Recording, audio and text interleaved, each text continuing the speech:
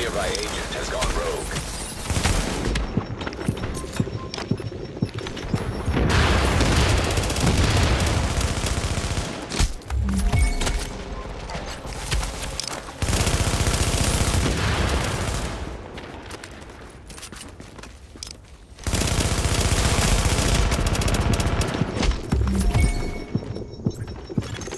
Warning, rogue protocol has been activated for a nearby agent.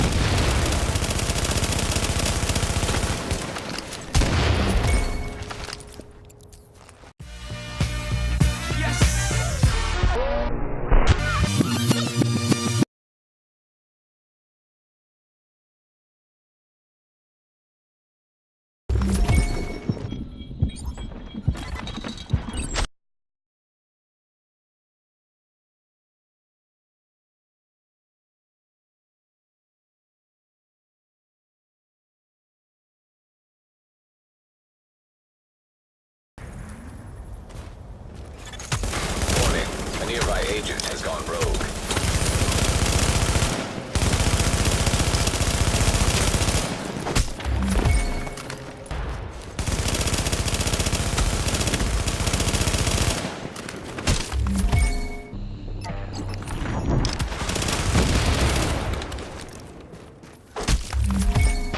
Warning, a nearby agent has gone rogue.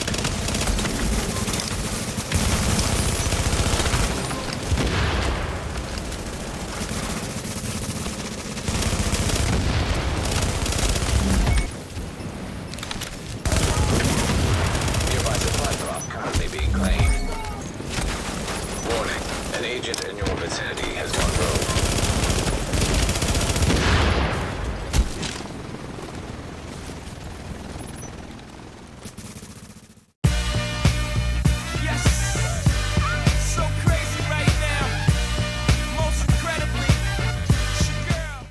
Hey everyone, RogueGold here. Today we have another build video, and today we have Banshee. Now Banshee is a little bit different than your traditional build because for the most part I only use it for when I'm solo and when I'm hunting rogues. It doesn't have a lot of utility in terms of going rogue and other aspects of PvP, so for the most part that's the only place that I use it. That's probably the place where you will get the most use out of it. But moving right into it, let's take a look at what Banshee gives you. So the 4-piece is while rogue, all ammo is completely filled every 30 seconds, so you'll just get all your ammo back up to the max, and you take 10% less damage from players that are not rogue.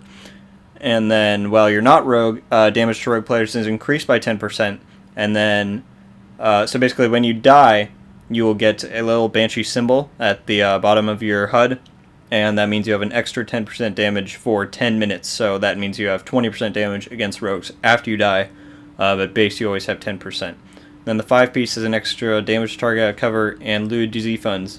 And then the 6-piece, which I am not using right now, I'll still go through it though. When you're rogue, basically you can buy off your mana faster at the station, and for depending on how many people are there, and basically when you get it and you get your caches as rewards, you get improved Banshee caches, they're called, and you get 2 drops in there instead of 1. And then while not rogue, damage to mana players is increased by 2% for each mana rank that they have. So rank 1 you'd have 2%, rank 5 you'd get an extra 10%.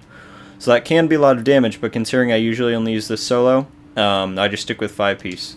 And if you are going to run 5-piece, the best 2 options are either Savage Gloves, like I have here, or a Barrett's chest piece. If I had better Banshee Gloves, I'd probably be using Barrett's, but since I don't, I'm sticking with Savage right now, so that is probably one of those 2 is what you'll want to do if you run 5-piece.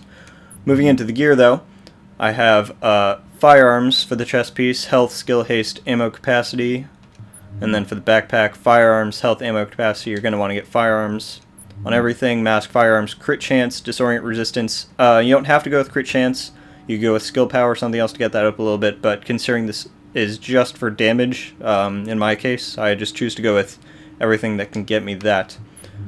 Gloves, we have firearms, SMG damage, crit chance, crit damage. Knee pads, firearms, health, shock, increased kill XP, and damage to elites. And then the holster, we have crit chance again.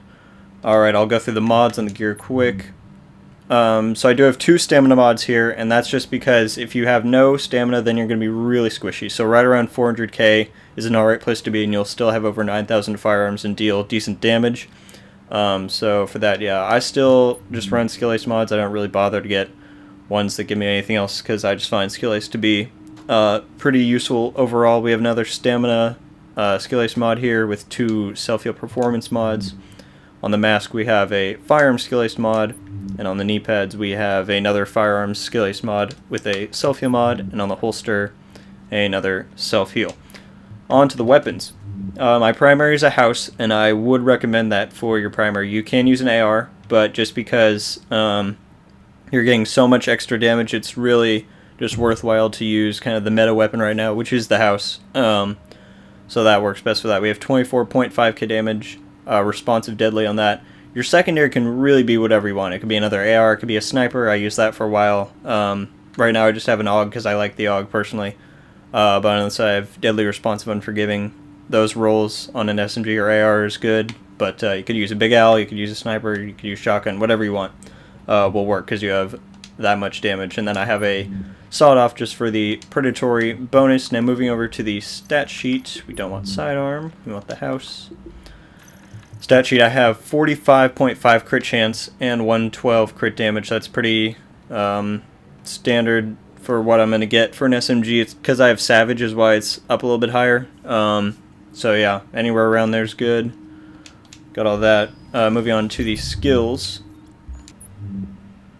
Alright, so we have Overdose and a Support Station. You can run a Pulse instead of the First Aid if you like. I just like the bit of extra heals. It does have a slow cooldown at 43 seconds, but it's worth it for me.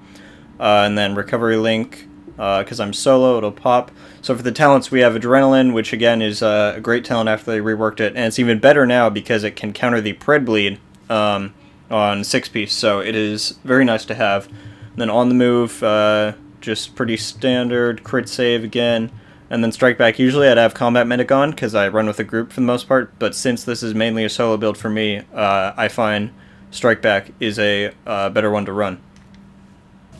Alright everyone, well that is the build. I hope you all enjoyed. If you have any questions you can leave them down in the comments below, but until then guys, I'll play the footage. RogueGold out.